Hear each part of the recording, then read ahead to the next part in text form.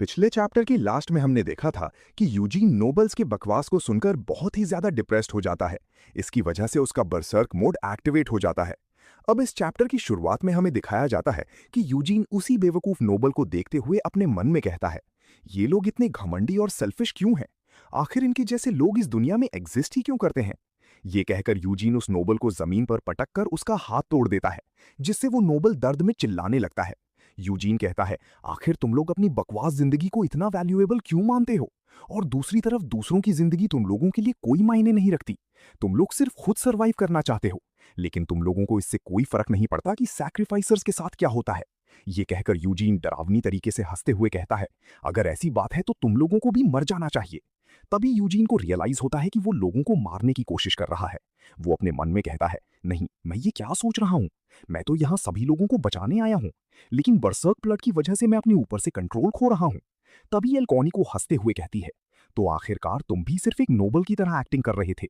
लेकिन क्या ही कर सकते हैं, ये गैम्बलर नोबल हैं ही घिनौने। इसके बाद एल्कोनी यूजीन को भड़काते हुए कहती है, इसलिए उन सभी को मार दो और अबिस से मिल जाओ। अबिस से मिलना उतना भी बुरा नहीं है जितना तुम सोचते हो। वहीं यूजीन अपना कान बंद करके इन सब बातों को अवॉइड करना चाह रहा होता है, लेकिन एल्कोनी अभी भी चुप नहीं होती और कहती है, चलो ठीक है, अगर तुम उन बेवकूफ नोबल्स को मार देते हो तो मैं तुमसे इसके बदले में कुछ भी नहीं लूंगी। तब यूजीन अपना कान बंद करके कहता है, चुप हो जाओ, अपना बकवास बंद करो। लेकिन तभी वो नोबल, जिसका हाथ यूजीन ने कुछ समय पहले ही तोड़ा था, वो एक बहुत बड़ी गलती कर देता है। वो चिल्लाकर कहता है, कमीने, आखिर हमें लेक्चर देने वाले तुम होते कौन हो? तुम यहाँ सभी लोगों की जिंदगी दांव पर लगा रहे हो सिर्फ एक को बचाने के लिए। और क्या तुम्हें पता भी है आखिर हम लोग हैं कौन? इसलिए हमें बचाओ और उस लड़की को चुपचाप मरने दो। वहीं यूजीन ये सब सुनकर दोबारा अपने ऊपर से कंट्रोल खो रहा होता है। वो नोबल आगे कहता है, भले ही तुम एक फिलेविया हो, लेकिन तुम्हें क्या लगता है, हमें ऐसे मरने के लिए छोड़ देने के बाद क्या तुम आसानी से बच के निकल पाओगी? ये सब सुनकर यूजीन अपने ऊपर से पूरी तरीके से कंट्रोल खो देता है और बहुत गुस्से में चिल्लाकर कहता है, आखिर मैं इनके जैसे लोगों को बचाने के बारे में सोच ही क्यों रहा हूं? और इन लोगों को बचाने से मेरा क्या फायदा होने वाला है? एल कोनीहो यूजीन को इस तरह कंट्रोल से बाहर होता देख एक क्रीपी स्माइल करते हुए कहती है, हाँ, बिल्कुल ऐसी ही, खुद को और मत रोको। तभी यूजीन के कंधे पर पीछे से कोई हाथ रखता है, जिससे यूजीन अपने होश में आ जाता है और पीछे मुड़कर देखता है तो वहां पर सुनबे खड़ी होती है, जिसे देखकर यूजीन चौंक जाता है। सुनबे कहती है, अगर तुम इस तरह ही पैनिक करते रहे तो मैं खुद को कब तक कमजोर दिखाकर उन लोगों का गार्ड डाउन रखूंगी। वहीं एल्कोनीहो सुनबे को ठीक देखकर चौंक जाती है और अपने मन में कहती है, आखिर अब इससे कंज्यूम होने के बाद भी कोई इतनी आसानी से ओवरकम कैसे कर सकता है? और तो और वो इतनी जल्दी पूरी तरीके से रिकवर कैसे हो गई? तभी कोई ताली बजाकर कहता है, बहुत बढ़िया। वहीं ताली की आवाज सुनकर सब कोई उसी की ओर देखने लगते हैं और हमें दिखाया जाता है कि वो प्रिंस गाओ ही होता है, जिसने अपने चेहरे पर एक मास्क लगाया होता है। वो चेयर पर बैठे हुए कहता है, तुम सभी बेवकूफ लोग अपना घटिया मुंह बंद करो, क्योंकि तुम लोगों की आवाज मुझे बहुत ज्यादा परेशान कर रही है। ये सुनकर सारे नोबल्स प्रिंस की आइडेंटिटी को बिना जाने उस पर गुस्सा हो जाते हैं, लेकिन प्रिंस उनकी बकवास पर बिल्कुल भी ध्यान नहीं देता और कहता है, विनर ही ये डिसाइड करेगा कि वो आगे का गेम खेलना चाहता है या नहीं।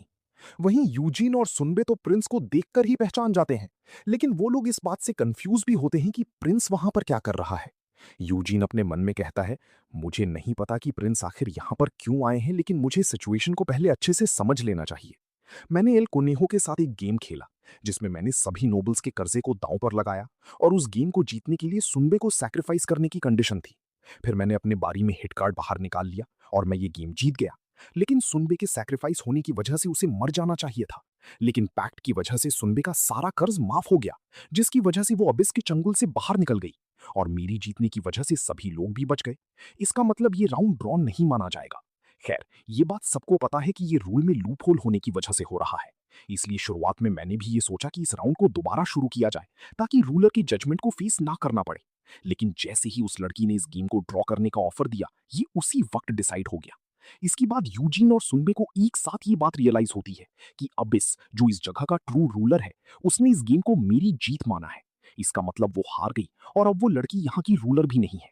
इसलिए मुझे ये गेम ड्रॉ करने की कोई जरूरत नहीं। इसके बाद यूजीन चिल्लाकर एल कोनेहो से कहता है, मुझे नहीं पता कि तुम यहाँ पर इस तरह तबाही मचाकर क्या पाना चाहती हो, लेकिन अब अपनी प्रॉमिस को पूरा करो और सभी लोगों की सोल्स को आजाद करो। ये सुनकर एल कोनेहो इरिटेट होकर कहती है, तो आखिरकार ये गेम इस तरह खत्म हुआ। इसके बाद नॉर्मल एक्ट करते हुए कहती है, ठीक है, मैं सभी को आज़ाद कर दूंगी। ये सुनकर वो सभी नोबल्स खुश हो जाते हैं, लेकिन यूजीन को फील हो जाता है कि एल कोनेहू कुछ तो गड़बड़ करने वाली है। तभी एल कोनेहू अपनी राइट आंख पर से आई पैच को हटाते हुए कहती है, लगता है कि अब मजे करने का टाइम खत्म हुआ। इसके बाद अपनी राइट आई को खोलकर डरावनी तरीके से कहती है, अब टाइम आ गया है कि मैं अपना असली काम करूं। इसके बाद चिल्लाकर कहती है, अब मैं तुम लोगों को रियलिटी दिखाऊंगी। ये कहकर वो अबिस के एक मॉन्स्टर को समन करने लगती है, जिसे देखकर यूजीन और सुनबे सतर्क हो जाते हैं। लेकिन यूजीन उस मॉन्स्टर की पूरी बॉडी को देखकर तो बहुत ही ज्यादा घबरा जाता है। इसके बाद हमें दिखाया जाता है कि वो मॉन्स्टर पूरी तरीके से समन होने के बाद उस कसीनो की बिल्डिंग को तोड़कर बाहर निकल चुका होता है। उस मॉन्स्टर का नाम मैड हैटर होता है। इसके बाद हमें एल कोनेहू को दिखाया जाता है, जो उस मॉन्स्टर के ऊपर से चिल्लाकर कहती है, तुम सब देखो, एक मजेदार गेम को इस तरह खत्म करने की कीमत क्या होती है। अब मैं तुम लोगों को ये बताऊंगी कि एक मजेदार गेम खेलने के बाद रियलिटी कितनी ज्यादा रेडिकुलस होती है। इसके बाद हमें यूजीन और प्रिंस को दिखाया जाता है, जो सुनबे को लेकर पहले ही उससे थोड़ा दूर आ चुके होते हैं। यूजीन पूछता है, अब ये क्या चीज है? तब प्रिंस जवाब देता है, ये अबिस का एक बाइंडिंग समन है। इसके बाद उस मॉन्स्टर को देखते हुए कहता है, जो भी लोग उस मॉन्स्टर के साथ बाउंड हो जाते हैं, उनकी पावर अबिस कुछ समय के लिए उधार ले सकता है। वैसे मैंने इसे रियलिटी में पहली बार देखा है। वहीं यूजीन भागते हुए ही चिल्लाकर कहता है, ये टाइम इन चीजों को समझाने का बिल्कुल भी नहीं है। इसके बाद यूजीन वहीं पर रुक जाता है और प्रिंस से कहता है, मैं यहां रुककर आपके लिए टाइम बाय करता हूं। तब तक आप जल्दी से सुनबे को किसी सेफ प्लेस पर पहुंचा दीजिए, सीनियर काम। वहीं प्रिंस तो ये सुनकर हैरान हो जाता है कि यूजीन को उसकी आइडेंटिटी के बारे में पहले ही पता है।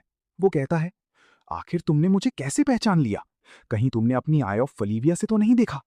सुनबे प्रिंस के इस बेवकूफी भरे सवाल को सुनकर उसके चेहरे का मास्क हटाकर उस पर चिल्लाकर कहती है, तुम्हारा क्या मतलब है?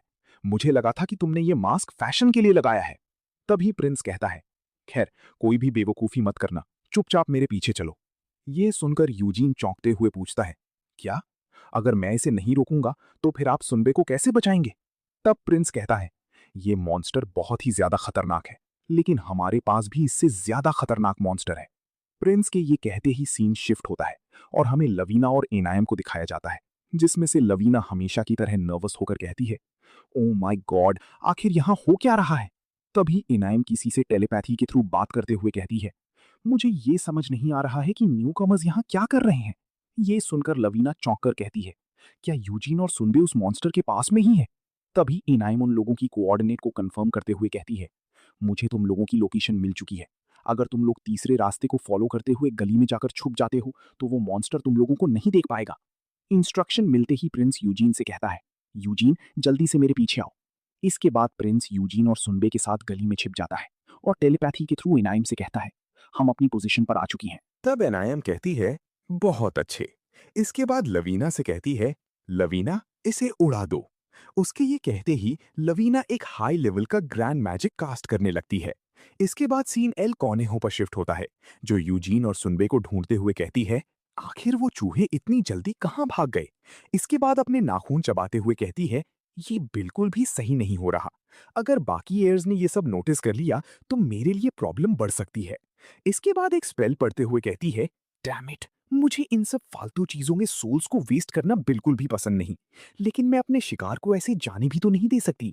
ये कहकर वो बहुत सारे सोल्स को रिलीज करके पूरे सिटी में फैला देती है और एक डेविलिश स्माइल करके कहती है, बहुत अच्छी, अब मैं यहीं से पूरी सिटी को देख सकती हूँ। अब देखते हैं कि तुम लोग मेरे 14,000 सोल्स की आंखों से कैसे बचते हो। लेकिन तभी उसके सारे सोल्स ऊपर की ओर देखने लगते हैं, जो देखकर एल कोनेहो भी ऊपर देखती है तो आसमान से बहुत सारे एस्ट्रॉइड नीचे गिर रहे होते हैं। ये देखकर उसकी होश उड़ जाते हैं और वो कहती है, अब ये क्या हो रहा है? उसके ये कहते ही वो सारे एस्ट्रॉइड सिटी में गिरने लगते हैं, जिससे पूरे सिटी में बहुत बड़े बड़े ब्लास्ट हो रहे होते हैं। इसके बाद हमें बताया जाता है कि इस अटैक का नाम अल्टीमेट ग्रैंड मैजिक अर्बन कैटेक्लिज्म है, जिसका प्रेशर दूर होने के बाद भी यूजीन को बहुत अच्छे से फील होता है और वो कहता है, क्या ये कुछ ज्यादा ही नहीं हो रहा? क्योंकि इतने लार्ज स्केल पर एक्सप्लोजन की वजह से सिविलियंस भी अफेक्ट हो जाएंगे। तब प्रिंस कहता है, यहाँ पर कोई भी सिविलियन नहीं है सिवाय कार्टेल और नोबल्स की। हालांकि हम लोग इस टाइम उन नोबल्स के लिए भी कुछ नहीं कर सकते। ये सुनकर यूजीन चौंक जाता है और कहता है, क्या यहाँ पर कोई भी सिविलियन नहीं है? कहीं इसका मतलब ये तो नहीं?